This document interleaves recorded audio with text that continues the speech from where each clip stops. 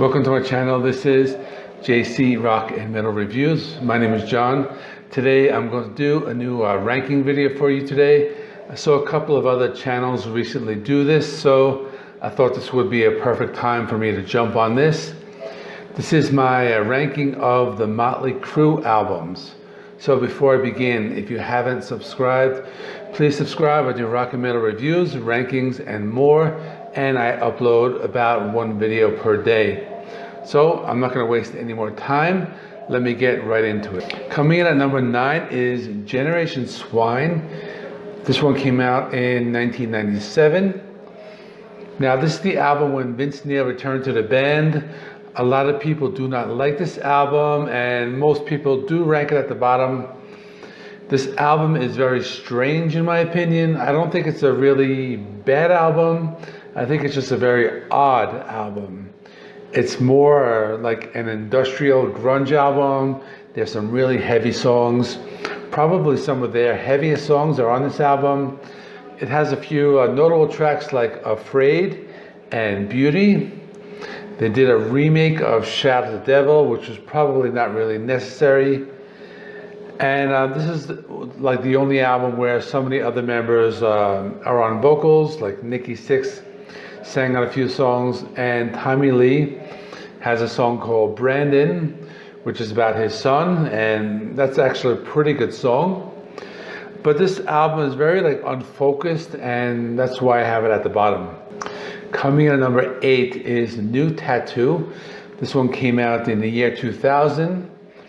Now this was kind of like a comeback album, and by comeback I mean they're returning to their classic sound after experimenting with their sound. And as far as the album cover, there's a story behind it. Back in 1990, Bruce Dickinson released a solo album called Tattoo Millionaire, and the title track was about Nikki Sixx, who cheated with his wife at that time. Now Motley Crue decided to put out an album called New Tattoo with an album cover with a dragon on it that is similar to the Bruce Dickinson album cover. So that's the story behind that. Now this is the only album without Tommy Lee. He was going through some legal problems at the time, and he was replaced by Randy Castillo. Now this album is okay, it's just not very memorable. I like the song First Band on the Moon. That's a pretty good song. They have a cover of White Punks on Dope, covered by the Tubes, and that is pretty good, but this in general is not a very memorable album. Coming in at number 7 is Girls, Girls, Girls, released in 1987. Now this album starts off really strong, Wild Side's a really good song. Girls, Girls, Girls, a pretty good song. But this is kind of hair metal territory. They were going for this sleaze metal type of sound. The rest of the album is not too great, nothing too memorable on it, besides the first 2 songs. Just basic run-of-the-mill hair metal, and that's why I have it at number 7. At number 6, I have Dr. Feelgood. Now this is probably going to be kind of a shocker because this used to be up higher for me. This is their most successful album, has a lot of hits on it. Dr. Feelgood, Kickstart My Heart, and there's some ballads, Without You and Don't Go Away Mad, Just Go Away. Now they were shooting for a Guns N' Roses type of sound on this, and I probably would have put this in my top 3 if it was maybe 20 years ago, but it just dropped down because listening to all the albums again, I just didn't have that staying power. The songs are good, not great, but just some of the songs feel very overplayed. Coming in number 5 is Saints of Los Angeles. This is their last album. It came out in 2008. This was, again, one of their comeback albums. It was supposed to be the soundtrack to The Dirt, which was the book at the time and later a movie. And the songs are basically about life on the Sunset Strip and the LA lifestyle when they first started getting popular. I really like this album a lot. All the songs are good, start to finish. A really solid album and a big improvement over New Tattoo. and for this reason I have it at number 5. Coming in at number 4 is Theater of Pain. This one came out in 1985. Now this album moved up a lot for me after I listened to it. You know, when Ron Haggerty did his Motley Crue ranking, he ranked it very high and he gave a lot of praise to the second side of the album. And I think the reason I never liked this album too much was because it starts off with like City Boy Blues, that's not too great. Then Smoke in the Boys Room, and you know, a couple of good songs. And then Home Sweet Home is kind of overplayed. But just that second side, it has a lot of like these heavy songs. Some are even like going into almost like this doom metal territory, and just has these really like crunchy riffs. And just because of that second side alone, I'm ranking this at number 4. And this one definitely grew on me a lot. Coming in at number 3 is the self-titled Motley Crue.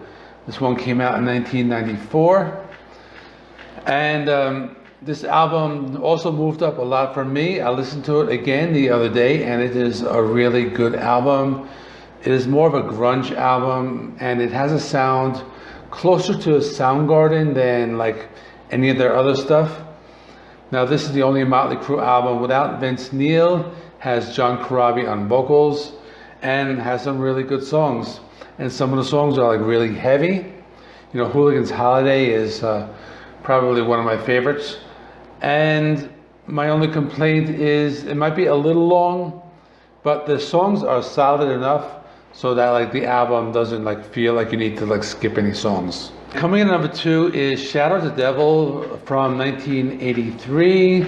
Now this used to be my number 1 for a long time, but again, after listening to these albums, I put it at number 2. Now you know what number 1 is already, but this is a dark album. You know, it starts off with In the Beginning, it's like a short interlude, and like sets the tone, and it's almost like starts off like an Iron Maiden album. There's a lot of great songs, Looks That Kill, Helter Skelter, the Beatles cover. This album is basically like a traditional metal. It's not really like hair metal yet. They're still very influenced by that like traditional heavy metal, and this is right before they became like glam metal. And coming in at number 1 is their debut, Too Fast for Love from 1981. In my opinion, their best album. The entire album is great, start to finish. The album, the sound is like very raw, and I like the sound that is like very heavy. Now this again is like a traditional heavy metal, reminds me of like that 80s Black Sabbath or Dio or Ozzy Osbourne. It's almost more like that type of metal, but you know, not as dark. It still has that like LA Sunset Strip feel to it, but you know, the riffs and the songwriting is that like traditional heavy metal. We got Live Wire, that's a great song. You know, it's even like almost like a speed metal song. Merry Go Round is another awesome song. A lot of cool riffs on this. Starry Eyes is another great one. And I have this one at number 1. Okay, that is it. Let me know what is your ranking of the Motley Crue albums, or if not, give me your top 3 or top 5, or was there anything you disagreed with my ranking? So let's get a conversation going in the comment section. I'm going to link a couple of videos from some other channels that recently did a Motley Crue ranking. So they will be appearing like over there and maybe above me or something like that. So I want to be able to share these other channels with you, so you can, you know, check out these other rankings. So, you know, when these boxes appear, just pick one and go from there. Other than that, thanks for watching, and I'll see you in the next one.